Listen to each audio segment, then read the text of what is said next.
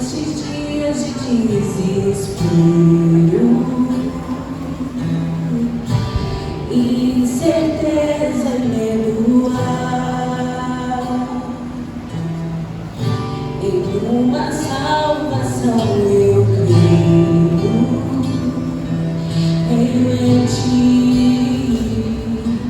creio em ti, acredito em Jesus Cristo, acredito em Deus o Pai, acredito no Santo Espírito que nos enganou atrás, acredito na cruz de Cristo e que a morte em mim venceu, acredito que ressurreto muito em breve voltará, creio em ti.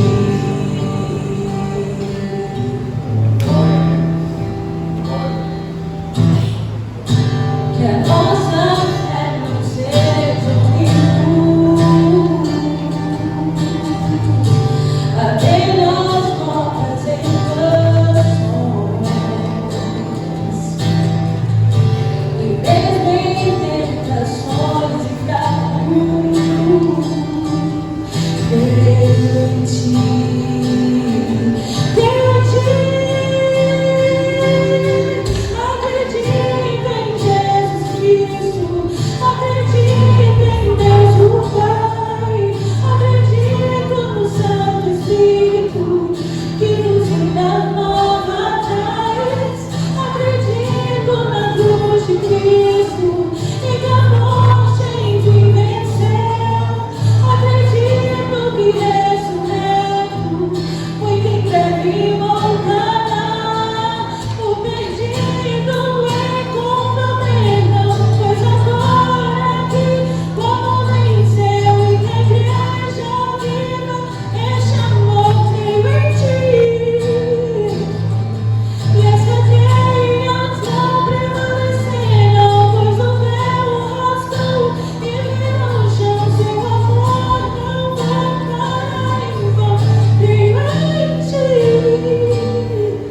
acredito em Jesus Cristo, acredito em Deus o Pai, acredito no Santo Espírito que nos enganou atrás, acredito na cruz de Cristo e que a morte em mim venceu, acredito que ressurreto muito em breve vai, em breve voltará,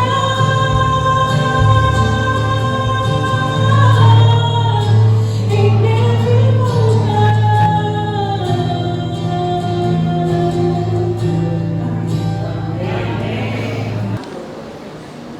Irmãos, eu estou muito feliz de estar aqui, viu? Obrigado. Sabe por quê? Antigamente eu tocava para Satanás e hoje eu toco para Jesus Cristo.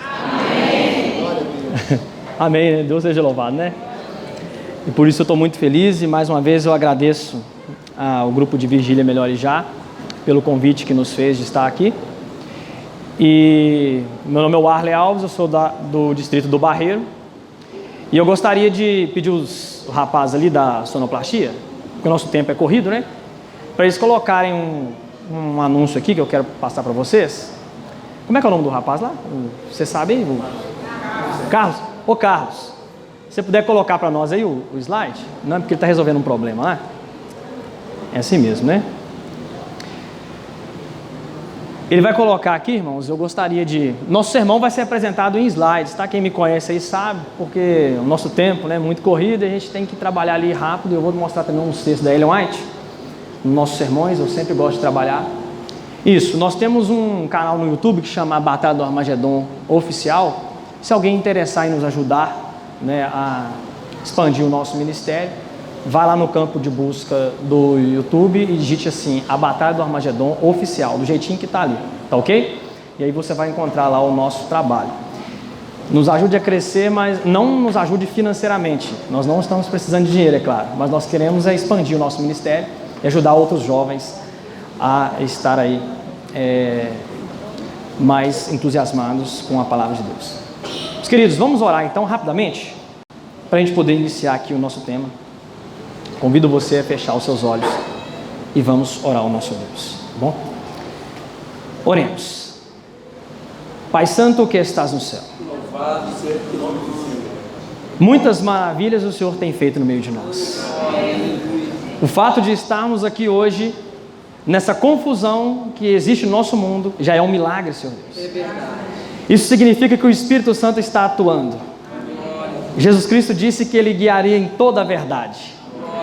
E por isso que nós estamos aqui, ó Pai.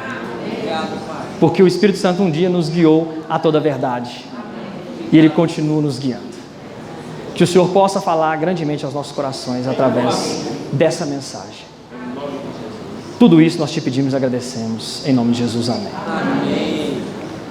Queridos, gostaria de começar o nosso sermão aqui, lendo um texto com você. Ele se encontra no livro de Marcos, capítulo 1, no versículo 14 e o versículo 15. Quem quiser conferir na Bíblia aí, fica à vontade, tá? Mas o texto de Marcos nos apresenta a seguinte informação: depois que João foi preso, Jesus foi para a Galiléia, proclamando as boas novas de Deus. E a mensagem de Jesus era: o tempo está cumprido e é chegado o reino de Deus. Arrependam-se e creiam no Evangelho. O momento mais importante da história do universo, enfim, chegou.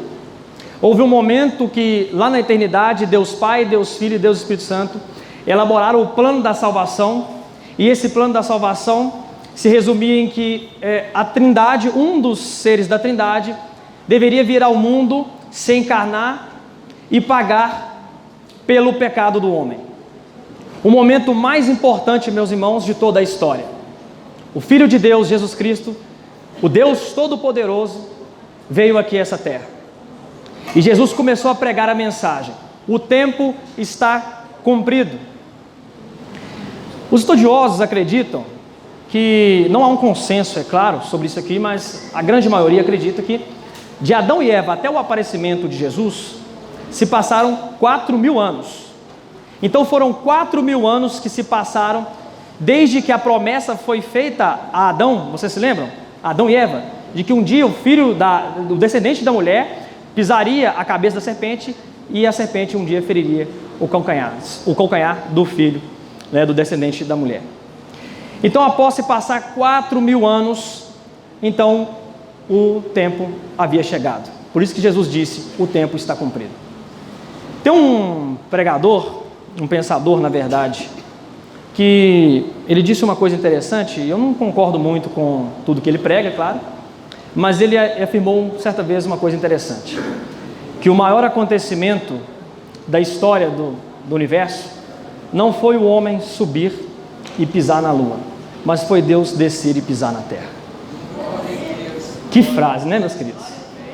O maior acontecimento da história havia chegado. O momento mais importante, meus irmãos, foi quando Jesus Cristo nasceu aqui nessa terra. Porque se Jesus não tivesse nascido aqui nessa terra, se o plano da salvação não houvesse sido feito, e se Adão e Eva tivessem deixado o pecado entrar como entrou, e se não houvesse um plano da salvação, eu e você estaríamos perdidos. Talvez não estaríamos nem aqui, porque o mundo se auto teria destruído, não é verdade? Porque a iniquidade seria tanta, que talvez não estaríamos aqui. Mas, irmãos, eu gostaria de ler um texto aqui da serva do Senhor, a Ellen White, que ela fala, aqui no livro Grande Conflito, na página 314, sobre esse acontecimento de Jesus ter encarnado e vir aqui na terra. Eu gostaria de ler o texto com você. O texto é um pouco longo, tá? Mas eu gostaria que você prestasse atenção. Veja o que ela diz no texto: um anjo visita a terra a fim de ver quais os que se acham preparados para receber Jesus. Não pôde, porém, distinguir sinal algum de expectação. Não houve voz alguma de louvor e triunfo, anunciando que o tempo da vinda do Messias está às portas. O anjo paira por algum tempo sobre a cidade escolhida e o templo onde a presença divina tinha sido manifestada durante séculos. Mas mesmo ali há idêntica diferença. Os sacerdotes, em sua pompa e orgulho, estão oferecendo profanos sacrifícios no templo. Os fariseus estão em altas vozes discursando ao povo ou fazendo jactanciosas orações nas esquinas das ruas. E segue o texto. Nos palácios dos reis, nas assembleias dos filósofos, nas escolas dos rabis, todos, de igual maneira, se acham inconscientes do maravilhoso fato que encheu todo o céu de alegria e louvor. O fato de que o Redentor dos homens está prestes a aparecer na terra. Evidência alguma há de que Cristo seja esperado, e nenhum os preparativos para o príncipe da vida. Com espanto está o mensageiro celestial prestes a voltar para o céu com a desonrosa notícia, quando descobre alguns pastores que à noite vigiam seus rebanhos e mirando o céu bordado de estrelas, meditam na profecia do Messias a vir à terra, anelando o advento do Redentor do mundo. Irmãos, eu não sei se vocês conseguiram prestar atenção no texto, mas é muito impactante. Desde Adão e Eva até a chegada de Jesus, eu falei para vocês aqui que se passaram 4.000 anos, né? Meus queridos, 4.000 anos que a mensagem foi sendo propagada de geração em geração. Então chegou o momento que Deus havia formado o povo de Israel através de Abraão, e durante todo esse tempo eles ficavam pregando sobre a vinda do Messias. E a serva do Senhor, ela diz que quando Jesus foi nascer aqui nessa terra, um anjo, ele parou por a cidade de Jerusalém para saber se alguém estava preparado para o nascimento de Jesus. Ele não conseguiu encontrar ninguém preparado, então ele foi até o templo, onde todos os sábados os rabis, os mestres da lei, cantavam os salmos, pregavam sobre o advento do Messias, e nenhum sinal de expectação. Meus queridos, não sei se vocês já pararam para pensar, por que os judeus rejeitaram Jesus Cristo na sua primeira vinda aqui a essa terra? A grande maioria dos judeus, né, claro, porque teve pessoas que aceitaram. Por que a maioria da nação rejeitou Jesus quando ele pisou aqui essa terra? O interessante é que Deus, lá de acordo com Amós capítulo 3, versículo 7, lá diz que ele não faz coisa alguma sem antes anunciar aos seus servos, os seus segredos aos seus servos, os profetas. É ou não é verdade? Está escrito. E os líderes religiosos da nação judaica, eles tinham as escrituras nas mãos. Eles conheciam a profecia, por exemplo, de Miqueias capítulo 5, verso 2, e lá diz aonde a cidade onde Jesus nasceria, que era Belém. Eles tinham conhecimento, por exemplo, da profecia de Isaías, capítulo 7, onde diz que de uma virgem seria, Jesus nasceria no caso de uma virgem. Eles tinham conhecimento, por exemplo, da profecia de Daniel, capítulo 9, verso 25, onde lá afirma o ano do batismo de Jesus. Daniel 9, verso 26, lá diz o ano da morte de Jesus. Levítico 23, irmãos, era muito simples, era só eles pegarem e estudar a festa da Páscoa. Você sabia disso? Que os judeus tinham, presta atenção nessa informação que eu vou dar para vocês. Os judeus sabiam, eles tinham essa informação do dia, da hora e do mês da morte de Jesus. Sabia disso? Era só eles estudarem a festa da Páscoa. Jesus não é o Cordeiro Pascal? Simplesmente eles estudarem a festa da Páscoa, que Jesus representava o Cordeiro Pascal, eles iriam analisar e saberiam e achariam a data da primeira vinda de Jesus. Nós aqui hoje, nós não sabemos a data da segunda vinda de Cristo, mas o povo de Deus sabia a data da primeira vinda de Cristo. O livro de Daniel já havia sido concluído, todos os outros profetas, mas por que o povo de Deus então rejeitou Jesus Cristo? Gostaria de ler um outro texto aqui com vocês. Livro Desejado às Nações, na página 115. Veja bem, queridos, eu sei que a igreja está em silêncio, mas agora eu quero o máximo de atenção possível nesse texto aqui, tá? Muito importante esse texto. Olha o que está escrito. Quando foi dada a palavra escrita de Deus, Satanás estudou as profecias concernentes ao advento do Salvador. De geração em geração operou com o intuito de cegar o povo para essas profecias, de modo a rejeitarem a Cristo em sua vinda. Entenderam agora? Queridos, houve um tempo onde a palavra de Deus ela não havia ainda sido escrita. Antes de Moisés, a palavra de Deus ela ainda não havia sido escrita. Moisés, ele começou a escrever o Pentateuco, todos os outros profetas de Deus começaram a escrever os seus livros. Então, quando Satanás, ele observou todos os profetas de Deus escrevendo, ele viu ali Miqueias escrevendo a cidade onde nasceria, Daniel capítulo 9, Daniel escrevendo ali o tempo, era só contrário do decreto do rei Artaxerxes. Eles então, os judeus, conseguiriam encontrar o momento da vinda de Cristo, do ano do seu batismo, o ano da sua morte. Quando Satanás conseguiu analisar ali todos os profetas de Deus escrevendo os seus livros, o que ele fez? Ele estudou as profecias concernentes ao primeiro advento do Salvador, e ele operou de geração em geração para cegar o povo de Deus, para que então, quando Cristo chegasse, eles rejeitassem Jesus. O diabo estuda a profecia, querido. Eu fico muito triste quando eu vejo alguns adventistas dizendo para mim assim: ah, irmão, eu tenho dificuldade de entender profecia, sabe? Eu acho difícil. Irmãos, a nossa geração, ela não tem esse tipo de desculpa. Sabe por quê? Quando eu leio lá no livro de Apocalipse, capítulo 13, por exemplo, a besta que sobe do mar. Simples. Só ir lá no livro Grande Conflito, e aí eu vou ter a resposta: o papado. Quando eu encontro lá no livro de Apocalipse, besta que sobe da terra, muito fácil. O livro Grande Conflito ensina que é os Estados Unidos da América. Quando eu acho muito difícil uma grande meretriz ali com milhares de filhas, eu acho difícil de entender essa passagem. É muito simples. O livro Grande Conflito afirma: é o poder romano papal com todas as milhares de igrejas protestantes que aderiram ao movimento da mãe. Então, meus queridos, não temos desculpa para achar que profecia é difícil, porque nós temos um inimigo. Meus queridos, nós estamos em um grande conflito. Entenda bem o que eu quero dizer para você. Nós estamos em um grande conflito onde o nosso inimigo, ele estuda as profecias. Por isso que os judeus rejeitaram, a maioria dos judeus rejeitaram Cristo na sua primeira vinda aqui a essa terra. Porque Satanás, ele estudou as Escrituras. Quando ele estudou as Escrituras, ele conseguiu achar a data do primeiro advento do Salvador, e ele conseguiu corromper os judeus. Mas eu queria lançar uma pergunta para vocês aqui. Qual foi o plano de Satanás para corromper os judeus? Porque ele já sabia. Quer uma prova que Satanás sabia do primeiro advento de Jesus? Quem que entrou no corpo de Herodes lá, meus queridos, para poder mandar matar todas as crianças abaixo de 2 anos? Quem que vocês acham que entrou lá? Satanás, um diabo. Então ele sabia, ele estudou as profecias. Só que o texto diz lá, que nós acabamos de ler, que ele operou de geração em geração para cegar, né, toda uma nação ali. E quando Cristo viesse, eles não reconhecessem ele como Salvador. Qual foi o plano, meus queridos? Qual foi o plano?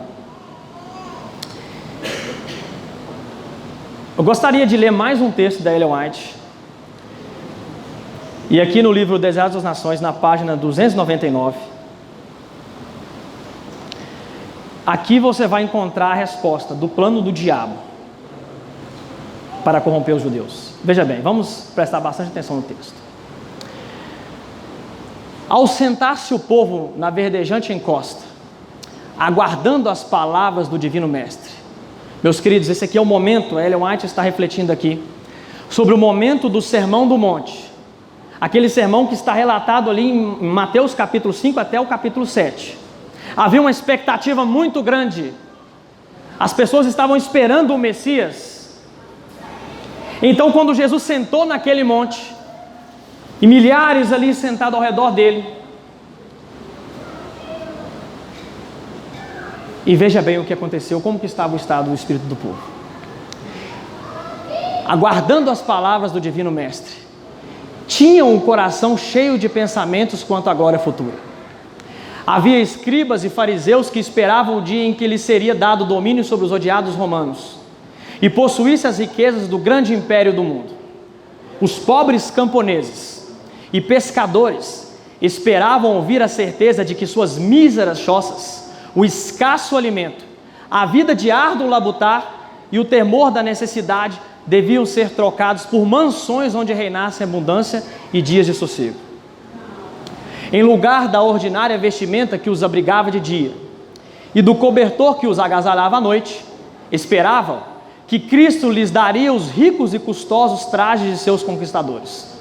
Todos os corações fremiam a orgulhosa esperança de que Israel seria em breve honrado ante as nações como os escolhidos do Senhor, e Jerusalém exaltada como a sede do reino universal. Agora eu coloquei aqui, queridos, destacado para você entender. Cristo decepcionou essa esperança de mundana grandeza. No Sermão do Monte, procurou desfazer a obra da falsa o que, queridos? Está escrito aqui? Falsa educação, dando a seus ouvintes conceito exato do seu reino, bem como do seu próprio caráter. Vocês entenderam aqui o texto? Onde estava a esperança do povo de Deus? No céu ou aqui na terra? Na terra. Porque a mensagem de Jesus, queridos, era o seguinte: quando ele começou a proferir a sua mensagem ali no Sermão do Monte, dizendo que bem-aventurados são os mansos, bem-aventurados são os que choram, bem-aventurados são os misericordiosos. Se alguém te bater numa face direita, entrega também a esquerda. Se alguém te pedir a túnica, entrega também a capa. Quando Jesus começou a proclamar esse tipo de mensagem, e os judeus estavam esperando o quê? Um Messias, um general, que fosse marchar na frente das tropas de Israel e derrotar os odiados romanos. Quando Jesus começou a pregar esse tipo de mensagem, aquele homem que havia nascido num curral, um homem pobre, ele afirmava que não tinha nem onde reclinar a cabeça, filho de um carpinteiro. Quando Jesus começou a pregar essas mensagens, e o que o povo fez? Decepcionou. Jesus, ele não atendia às expectativas do povo, porque Satanás, queridos, eu sei que algumas pessoas não gostam que a gente fala, mas nós estamos num grande conflito, eu acho que vale a pena aqui mencionar.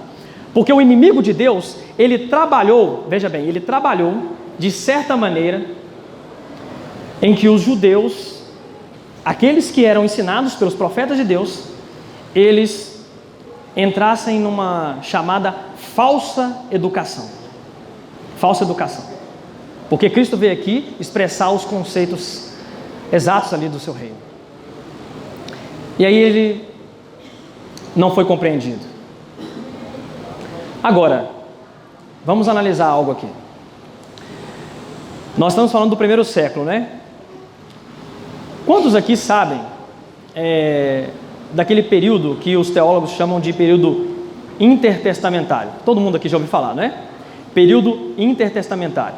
Esse período é um período que vai aí do último profeta de Deus, né, que é o profeta Malaquias, até o próximo profeta, né, João Batista.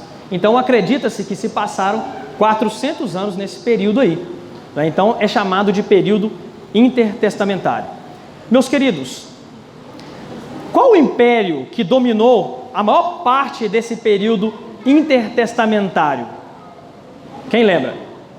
O Império Grego.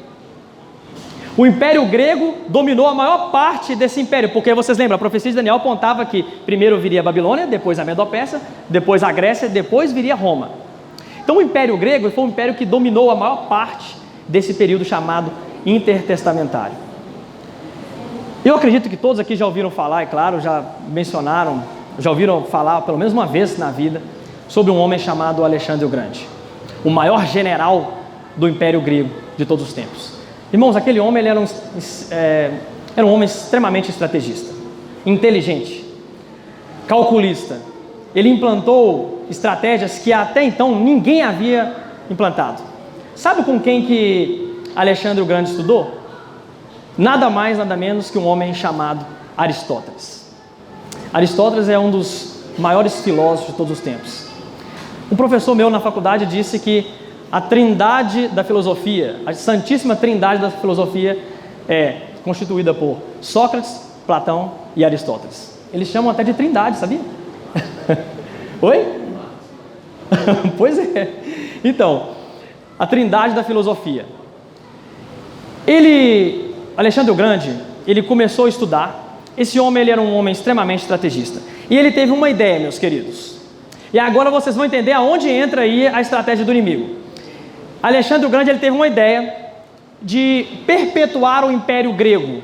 Porque antes era assim, quando o império dominava uma certa região, chegava um outro império superior e eles entravam numa disputa bélica, aquele que perdia simplesmente acabava e então o outro se sobressaía e por aí vai. Só que Alexandre o Grande ele teve uma estratégia. Ele pensou o seguinte: eu quero criar um império mundial, eu quero levar a cultura grega, eu quero levar o pensamento grego, porque se alguém chegar e nos derrotar, a nossa cultura vai prevalecer, o império grego vai prevalecer. Quem que derrotou os gregos? Foram os romanos, não foi ou não foi? Foram os romanos. Então essa estratégia de Alexandre o Grande, meus irmãos, deu muito certo. Esse processo, quem já estudou aí na escola, lembra, né? Na história e na sociologia, que essa estratégia de Alexandre o Grande é conhecida como o processo de helenização. O que é helenização? O que é helenizar? É levar a cultura grega, é levar o pensamento grego, o idioma grego, o estilo de vida grego a outros povos conquistados. Então, quando os gregos eles conquistavam algum povo, o que eles faziam primeiramente? Levavam a cultura grega para aquele povo. E aí o povo começava a falar o idioma grego, passava a se vestir como os gregos, passava a pensar como os gregos e etc. Essa foi a estratégia de Alexandre o Grande. E veja bem aqui, queridos, eu estava estudando sobre esse período intertestamentário.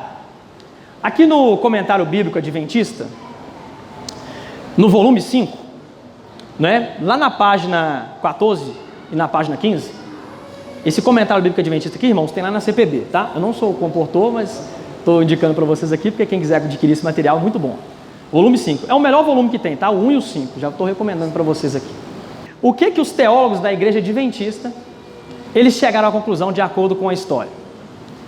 Os judeus que se instalaram em Alexandria, logo após a sua fundação, se helenizaram durante o período do governo ptolomaico sobre a Palestina. Vocês lembram que Ptolomeu foi um dos 4 generais de Alexandre o Grande lá, que depois que ele morreu, 4 generais assumiram o império. Então Ptolomeu ele dominou a parte do Egito, onde Alexandre o Grande fundou a Alexandria, a cidade de Alexandria, né? E Ptolomeu também ele dominou aquela parte do Oriente Médio, na Palestina, onde estavam os judeus. Então veja bem, muitas cidades, havia judeus nas principais cidades do império, e mesmo na Palestina, muitas cidades se tornaram centros da cultura grega. Aqueles que lidavam diretamente com os oficiais do governo tinham que usar a língua grega, e muitos entre as classes superiores da Judéia, incluindo os principais sacerdotes, adotaram roupas e costumes helênicos. A minoria jovem sentiu que a fé e a moral estavam ultrapassadas, mas a maior parte das pessoas estavam inclinadas a descrer dos novos caminhos. Meus queridos, vocês entenderam aqui agora então o que aconteceu? Os judeus foram o quê? Helenizados. Os judeus sofreram o aculturamento, ou aculturação, como você quiser dizer aí, dos gregos. Os judeus foram doutrinados pelo pensamento grego. Quer que eu provo para vocês? Vocês lembram aqui naquela passagem da Bíblia que fala que Jesus ele estava ali caminhando sobre as águas, né? Ele estava caminhando sobre as águas, e quando Pedro e os outros discípulos estavam num barco, eles viram Jesus andando sobre as águas. O que eles falaram? Quem lembra? Fantasma. Tá, o que significa fantasma? Uma entidade imaterial que sobrevive fora do corpo, é ou não é verdade? Quem que começou a ensinar isso, queridos? Platão, Sócrates. Os gregos começaram a ensinar que quando um indivíduo morre, sai uma entidade imaterial que sobrevive fora do corpo. Simplesmente quando os discípulos observaram Jesus andando, nossa, está vindo um fantasma. Qual idioma, queridos, que todos os apóstolos de Jesus escreveram o Novo Testamento? Idioma grego. Nesse tempo aqui, do período intertestamentário, foi escrita a Bíblia, uma das mais conceituadas aí pelos teólogos, que é a Septuaginta, onde Ptolomeu, ele pediu para que 72 anciãos descessem de Jerusalém, fossem lá em Alexandria, para aprender o idioma grego, o pensamento grego, o estilo de vida grego, e para traduzir a Bíblia do hebreu para o grego. E aí os judeus começaram a pensar como os gregos. Irmãos, Jesus teve sérios embates com, por exemplo, os saduceus, porque os saduceus eles não acreditavam na ressurreição do corpo. Por isso que eles tentaram pegar Jesus lá naquela hora. Olha, a mulher que teve vários maridos, na ressurreição, na vida eterna, ela vai ser... Quem vai ser o marido dela? Vocês lembram? Porque eles não acreditavam na ressurreição. É por isso. Então os judeus, irmãos, eles foram helenizados. E o pensamento dos gregos era o seguinte: era dominar todos os outros povos. Por isso que quando Jesus apareceu aqui nessa terra, meus queridos, ele não atendeu às expectativas do povo judeu. Ele não atendeu. Porque o que os gregos tinham, o que os judeus tinham em mente? Não fazia muito tempo que Alexandre o Grande estava vivo, 300 e poucos anos antes de Jesus aparecer aqui nessa terra. Então eles tinham a imagem de Alexandre o Grande na mente, um general, um estrategista, um homem de guerra, que dominava tropas. E eles esperavam que um Messias tivesse a mesma linhagem, a mesma característica, por exemplo, de Alexandre o Grande, de Júlio César também, um grande general romano. Isso estava vívido ainda na mente do povo de Deus, meus queridos. E quando Jesus chegou aqui apresentando aquele tipo de mensagem, eles falaram: esse daí não é o nosso Messias. Vou resumir para você aqui. Satanás, ele conseguiu, através de um método de educação, de aculturamento, ele conseguiu pegar a cultura dos gregos e helenizar os judeus, para que eles rejeitassem Jesus na sua primeira vinda aqui nessa terra. Quanto tempo que eu tenho aí ainda? Só para mim saber aqui, para mim não passar do horário, né? Tá, vamos já... Tá, beleza, vou ser bem breve aqui então. Não, mas dá. Então vocês entenderam, né? Eu vou provar para vocês aqui com mais um texto da palavra de Deus, ó. Veja aqui o que está escrito aqui em Atos capítulo 1, verso 6, queridos, muita atenção. Aqueles, pois, que se haviam reunido, perguntaram-lhe dizendo: Senhor, restaurarás tu neste tempo o reino de Israel? Meus queridos, o último relato que nós temos na Bíblia aí, de Jesus conversando com os discípulos aqui nessa terra, antes de Jesus ser assunto ao céu, sabe o que os discípulos perguntaram para Jesus? Senhor, você vai restaurar o reino de Israel aqui nesse tempo? Onde os discípulos estavam com o pensamento? Aqui na terra. Estavam pensando em destruir os romanos. Até os discípulos de Jesus, irmãos. E pasmem aqui que eu vou falar para vocês agora. Até o profeta do Senhor, até João Batista, sabia disso? Que até João Batista foi influenciado? E os historiadores e os teólogos dizem que João Batista, ele foi morar lá no deserto. Ele ficou um tempo lá no deserto com os essênios, que era um grupo de judeus ali que havia se desvinculado dos fariseus e dos saduceus lá na Jerusalém. Eles foram então lá para o deserto, porque eles não queriam se corromper, e João Batista morou lá com eles, até João Batista se corrompeu. Sabe por quê? Quando João Batista estava preso lá, ele pediu para 2 dos seus discípulos e perguntarem a Jesus: é você mesmo ou nós temos que esperar outro? Porque João Batista ficou lá preso. Preguei sobre a vinda de Cristo, preguei sobre o Messias, e nada está acontecendo. Os romanos ainda estão dominando a Palestina. Meus irmãos, até o profeta do Senhor, que a Bíblia diz que é o maior de todos os profetas, foi corrompido. Vocês acham que a estratégia do diabo deu ou não deu certo? Deu certo. E eu sempre digo isso, eu falo com todas as pessoas que eu converso, todas as pessoas que eu dou estudo bíblico. Eu falo, ó, quando o Satanás ele estuda algo e ele viu que deu certo, quando uma estratégia deu certo, ele não precisa de mudar a estratégia. Sabe o que ele precisa de fazer? Aprimorar ela. Porque na primeira vinda de Cristo, então, a estratégia dele deu certo. Conseguiu corromper os judeus e o povo de Deus rejeitou Jesus, não reconheceu ele como o verdadeiro Messias. Então, qual é a estratégia do inimigo de Deus, então? Pegar o que já deu certo e aprimorar. É ou não é verdade? Acredito que eu vou ler o último texto aqui agora com vocês. Eu gostaria que a gente lesse aqui o livro O Grande Conflito, na página 50. Irmãos, esse é um dos textos da Serva do Senhor que eu mais gosto, tá? Vamos prestar muita atenção aqui no texto. Veja o que a serva do Senhor aqui, queridos. Presta muita atenção nesse texto aqui que nós vamos ler agora. Essa mútua transigência entre o paganismo e o cristianismo resultou no desenvolvimento do homem do pecado, predito na profecia como se opondo a Deus e exaltando-se sobre ele. Aquele gigantesco sistema de religião falsa, veja bem, ela está falando que um sistema gigantesco de religião falsa, que misturou o paganismo com o cristianismo, é a obra-prima do poder de Satanás. Monumento de seus esforços para sentar-se sobre o trono e governar a terra segundo a sua vontade. Para conseguir proveitos e honras mundanas, a igreja foi levada a buscar favor e apoio dos grandes homens da terra. E assim, rejeitando o Cristo, foi induzida a prestar obediência ao representante de Satanás. Queridos, o que está escrito aqui? Lê para mim agora. O representante de Satanás aqui na terra. Quem é, queridos? Leia para mim. O bispo de Roma. Veja bem, não é eu que estou dizendo, tá? Não é eu que estou dizendo. Espírito de profecia. A serva do Senhor está dizendo, queridos, que o representante de Satanás aqui na terra é quem? Bispo de Roma. Aquele gigantesco sistema de religião falsa é a obra-prima de Satanás. Os irmãos sabem o que é uma obra-prima? Vou dar um exemplo aqui para vocês. Vamos pegar um exemplo aqui do Renato. O Renato, vou pegar um exemplo seu. Vamos supor que o Renato ele conheceu a Shirley, e aí ele vai lá na casa dela conhecer o sogro. E aí ele chega para o sogro e ela tem várias irmãs lá.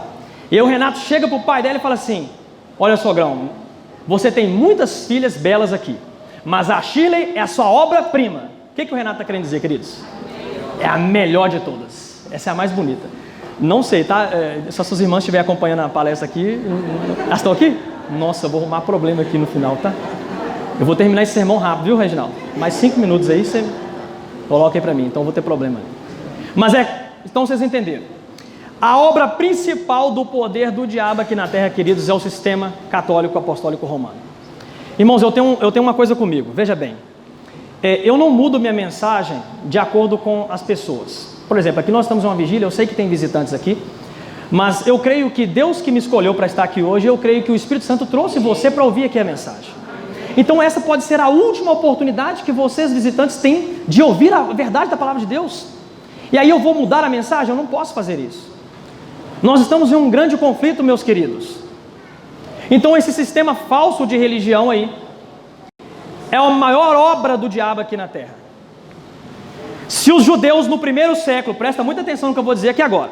Se os judeus no primeiro século foram helenizados pela cultura grega e assim eles rejeitaram Jesus, o que aconteceu com o cristianismo aqui agora? O cristianismo foi romanizado. Os judeus foram helenizados e nós aqui fomos um dia romanizados. Quer que eu faça um teste aqui agora? Vou fazer um teste bem rapidamente aqui. Eu acho que tem mais de 200 pessoas aqui agora acompanhando, né? Deve ter mais de 200. Vou fazer um teste aqui, rapidinho aqui para vocês, para a gente entender que um dia nós fomos romanizados. Veja bem aqui. Quantas pessoas, eu quero que vocês sejam sinceros, tá? Quantas pessoas aqui, levantem a mão aqui, quantas pessoas um dia já acreditou que quando o indivíduo morre, sai uma entidade imaterial que sobrevive fora do corpo, e se ele fez coisas ruins, vai para o inferno de fogo queimar eternamente? Quem já acreditou nisso um dia, levanta a mão, por favor. Olha quantas mãos aqui sendo levantadas. Quem um dia já fez a seguinte oração: Ave Maria, cheia de graça, o Senhor é convosco, bendito é o fruto do vosso ventre. Olha quantas mãos, irmãos. Olha só para você ver. O Renato já foi, até o Renato, tá? Olha. Todo mundo aí.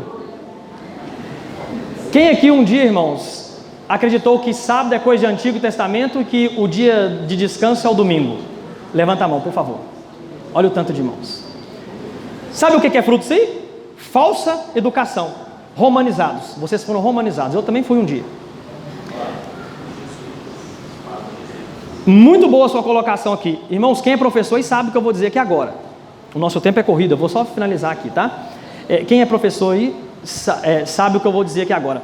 O sistema de educação do Brasil está tentando mudar, porque até então o sistema vigente era dos jesuítas.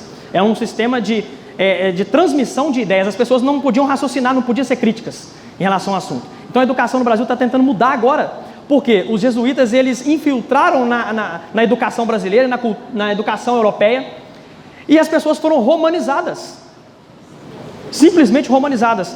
Meus queridos, Jesus veio aqui a essa terra para desfazer as obras do diabo. Aquela falsa educação que levou o povo de Deus a rejeitar Cristo na primeira vinda dele. Cristo, quando ele sentou no Sermão do Monte, ele sentou para desfazer aquela obra de falsa educação. E a Igreja Adventista Sétimo Dia hoje, irmãos, existe, sabe, com um propósito. Nós estamos aqui hoje, sentados aqui nessa vigília, com um propósito. Nós não existimos só para fazer peso aqui nessa terra. Nós temos um propósito. Nós existimos para desfazer a obra da falsa educação romana. Nós precisamos de desromanizar as pessoas. Por isso que você existe, por isso que eu estou aqui. Nós estamos em um grande conflito, nós precisamos de entender e ter essa consciência. Amém? Muito obrigado.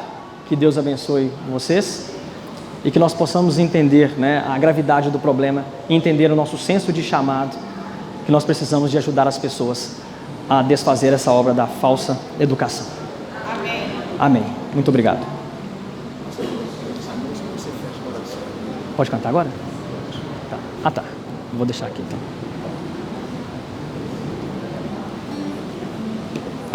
Vou tocar para você. Você sabe tocar não temas? Você sabe não?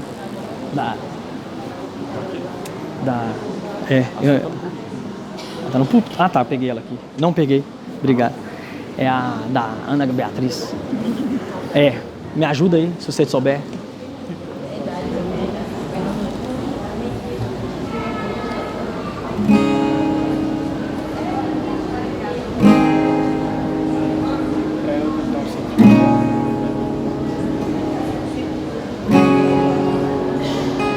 Perante o Rei, Não deu não. diante deste Deu. tribunal, Deu, né? estou aqui Deu, né? pra ser julgado, afinal, culpado sou, Deu certinho.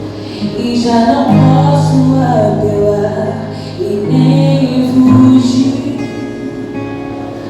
Agora eu tenho que enfrentar, ouço a sentença do juiz. Ele me olha e me diz: meu filho, não temas, o meu amor te basta. Eu já paguei o preço, te declaro sem culpa.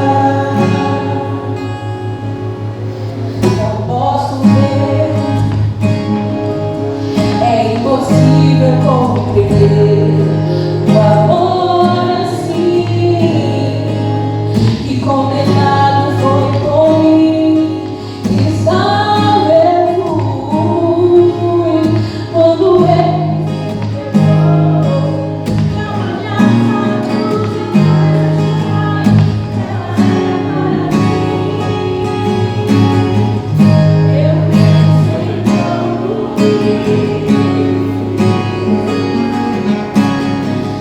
mas ele olha e me diz: meu filho, não temas, o meu amor te basta. Eu já paguei o preço, te declaro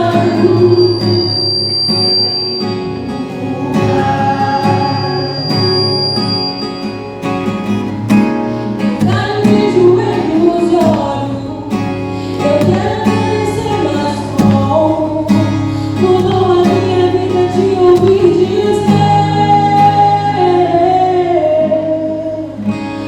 meu filho, não temas.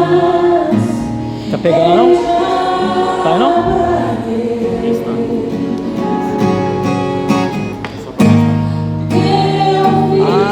Tá. Tá testando. Não temas, o meu amor de basta. Eu já paguei o preço, te declaro. Eu acho que tá saindo, tá não? Tá, né? Ah, tá. Obrigado, viu? Aqui, obrigado, tá?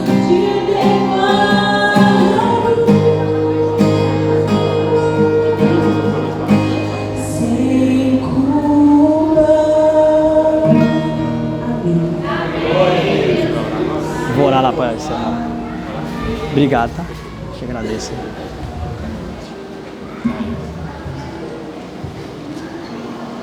Obrigado. Ah, tá. Beleza, vou tentar aqui. Acho que vai dar certo. Irmãos, eu gostaria de convidar vocês para a gente ficar de pé, para a gente fazer uma oração.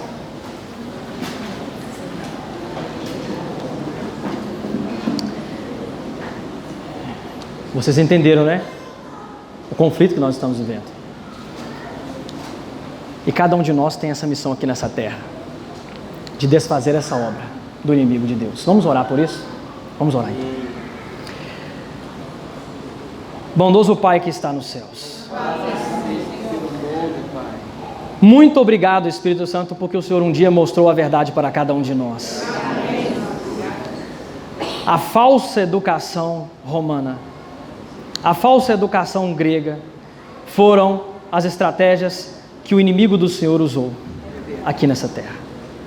Por favor, Pai, em nome de Jesus, eu te peço, faça com que o seu povo entenda, faça com que nós entendamos, eu que estou aqui pregando, todo mundo que está aqui hoje nessa vigília, o conflito que nós estamos vivendo. Se nós ainda temos alguma coisa de Roma, que nós possamos sair de Roma, que nós possamos sair do Egito, que nós possamos sair da Grécia, que nós possamos sair de Babilônia, que nós possamos ir rumo a Canaã celestial. Esse é o meu desejo, Pai, nessa noite. Tenho certeza que o Senhor não me chamou lá do mundo das trevas, do rock, do metal, lá à toa, Pai. E cada um que está aqui hoje, nessa noite, eu tenho certeza que o Senhor também chamou para um propósito. Nós somos os embaixadores de Cristo nessa geração. Nós temos uma missão muito importante nessa geração, Pai, que é levar a verdade da palavra de Deus àquelas pessoas que estão lá fora que ainda não conhecem. Que o Senhor abençoe cada um de nós que estamos aqui, Senhor Deus. Cada visitante que ouviu essa mensagem, que seja tocado pelo poder sobrenatural do Espírito Santo.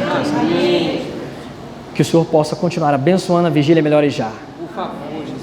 E que essa vigília aconteça cada vez mais para a honra e glória do Senhor Jesus Cristo. Amém. Mas que o Senhor volte logo, Pai, para que nós possamos aprender a verdadeira educação de perto, encarnada na nossa frente.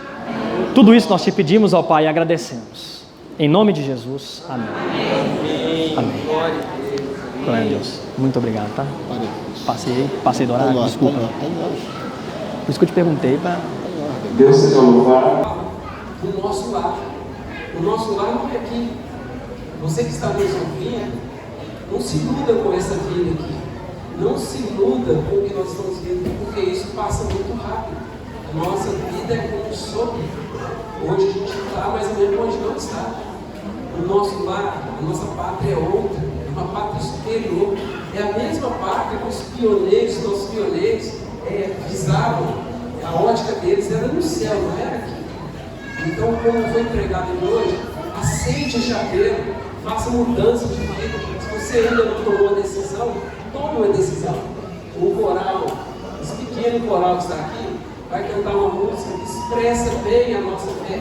Nós queremos viver em um outro lugar, onde não vai ter choro, lágrimas, não vai ter morte, não vai ter luto, não vai ter separação, a separação brusca, onde as autoridades roubam o filho de uma mãe e levam o filho embora.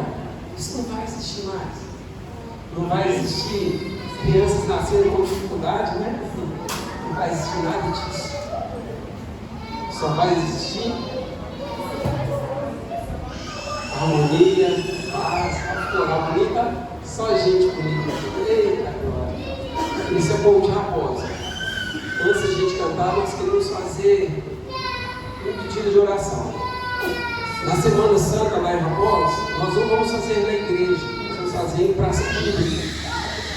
Olhe para todos os membros de Raposa para que nós possamos nos empenhar para que a gente consiga alcançar algumas almas além do Senhor. Estamos planejando tudo e queremos alcançar almas para o reino de Deus. Se a gente ficar dentro das quatro paredes, é bem mais difícil para as pessoas lá fora nos ouvirem, né? Pode vir 1, 2, 3, mas lá, imagina, nós vamos colocar de 50 a 100 cadeiras lá, na praça, lá eles vão ouvir mensagens poderosas todos os dias, para a honra e glória de Deus. Mas essa música, de meu lar, né, irmão, da música? Meu lar. Por favor, pode soltar, depois que essa música acabar, nós vamos orar, e aí nós vamos agradecer a Deus, e aí nós vamos ter uma confraternização gostosa de hoje.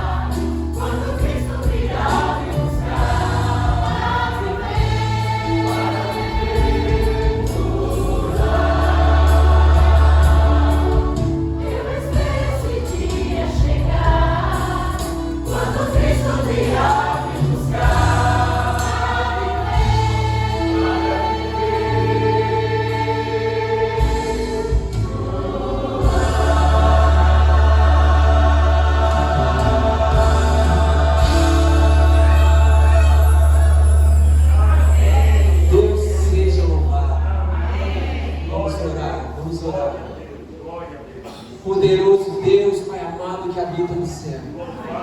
Pai, nós não queremos ficar neste lugar, não, Senhor.